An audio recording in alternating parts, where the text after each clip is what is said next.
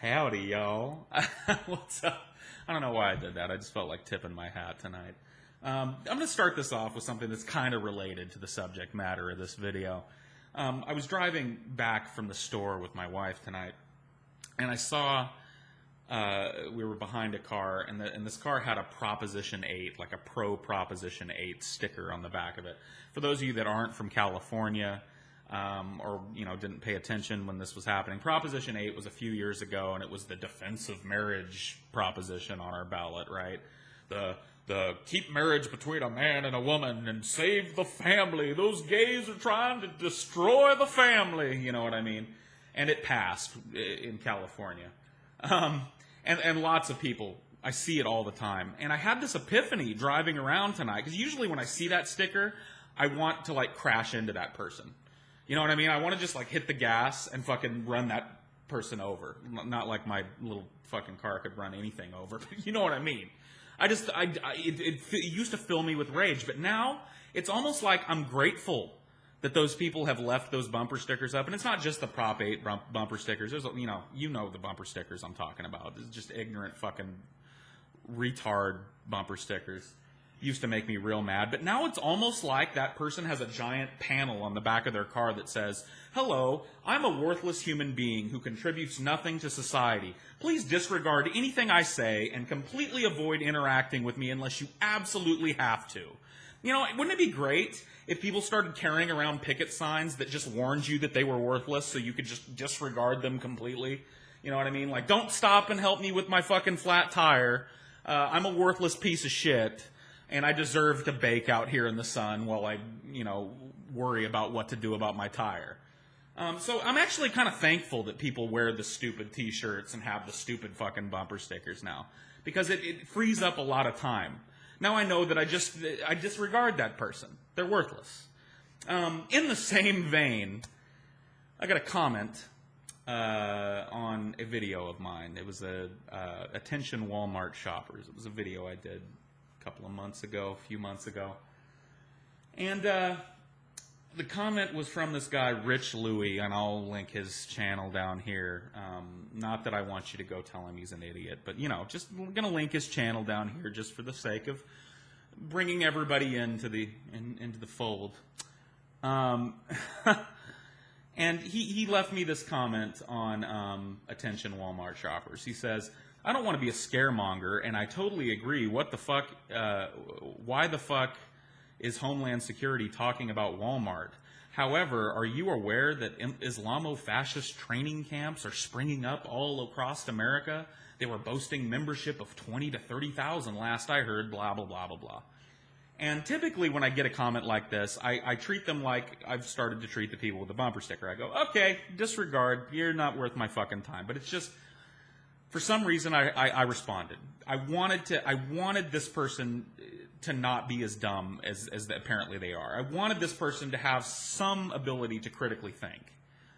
And so I responded to them. I said something like, I'm going to assume that you don't have a credible source for any of that, right? And he sent me a message back, and I'll link the link that he sent me. He sent me this message back defending his position, and he gave me this documentary, this link to a documentary here on YouTube. And so I started watching the documentary, and I literally watched it for 5 seconds, and it said produced by the Christian Action Network. And I said, uh-oh, pause, Google.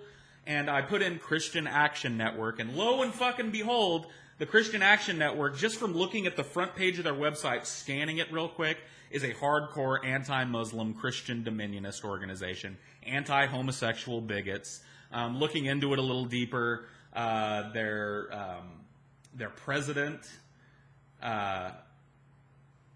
guy named Martin Moyer, started his career as a speechwriter for Jerry Falwell. I mean, just this has bullshit written all over it. Just right out the gate, 2 seconds into the documentary, I hadn't even, no sound yet. Not a single moving picture, just one block of text that said, produced by the Christian Action Network. And I already know this is a horseshit source, right? And so I send this guy this long email back saying, here's what this company is about. Here's what your source is about. I asked you for a fucking reliable source, and you send me this bullshit from the Christian Action Network. Here's what their president is up to. They're also, going after the National Endowment of the Arts because they say that they support pornographic and anti-Christian art. So they want to see like art defunded in America. Like these are guys we really need to be listening to. We need to heed the trumpet call on this one. And he sends me this message back, replying to that, saying, well, of course I understand the source that I sent you is dodgy.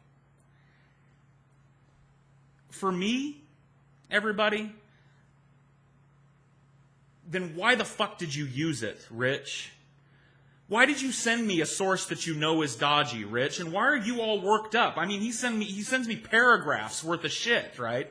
He's obviously very concerned about this. And the best source that he has is a fucking, bullshit, hyped up documentary made by some fucking Christian political action committee, some big anti-Muslim fucking Christian hate group that I asked him, I said, if you understand this source is dodgy, why'd you send it to me? You realize that these people, this Christian Action Network, say the same thing about gays that they do Muslims, right? Oh, they have a secret agenda, and they're trying to take over our culture. Do you believe that? And if no, why not? I mean, if you believe the dodgy source when it comes to Muslims, why not believe it when it comes to gays? And apart from all that, even if this were true, let's just say it were true. Let's say, hypothetically, that it was true, that there's 20 or 30,000 Muslims living in rural areas of America training themselves for the coming jihad. First, I want you to think about 20 or 30,000 versus hundreds of millions, okay? It's a drop in the fucking bucket. So this is not a giant paramilitary force, okay? Wouldn't our time still be better spent looking at the other problems that America has, the very real and very present problems that America has, our flagging public education system, the growing gap between rich and poor, our failing horrible fucking public, our failing healthcare system, our pitiful access to higher education, our expenditures when it comes to war versus infrastructure and social programs, the fact that our government is basically a giant fucking Ponzi scheme, complete with politicians bought and paid for by huge multinational corporations, and on top of it, the biggest one of all, a fucking populace that's so lazy and so dumb and so introverted and so distractible and so malleable-minded that when they do care about something, it's bullshit like this. It's like, them there Muslims is going to take over. They're going to try and institute Sharia law. We need to crack down on this. If you're going to care about something real. This distraction, when you find a person that cares, 9 times out of 10, this is what they care about. They care about some bullshit non-issue. So let's say, hypothetically, that this is true. Let's say that there are 30,000 Muslims out there. In a fucking healthy society, that type of group, these types of little splintered up paramilitary Muslim extremist groups would wither on the fucking vine. There would be nothing here for them. Okay? They wouldn't have an ignorant and downtrodden population to draw from. In a fucking healthy society, there would be nothing here. They'd be a non-issue. So either way, if this is bullshit, and considering the source, 99%, this is utter horse shit, or if it's true, we still need to be focused on other things. The real problem, Rich, and anybody out there that may be worried about Muslims taking over America, the real problem is us. We're the problem. Because all those other problems I mentioned, education, the gap between rich and poor, all that bullshit is predicated on us. It only exists because we allow it to happen, because we're too distracted by bullshit like this, or the bullshit that's on the fucking TV, or the bullshit that's, fucking at church on Sunday. We're too distracted by these non-issues to give a fuck and stand up for what's in our best interests. We're fucked. and we're the ones doing the fucking. You understand what I'm saying?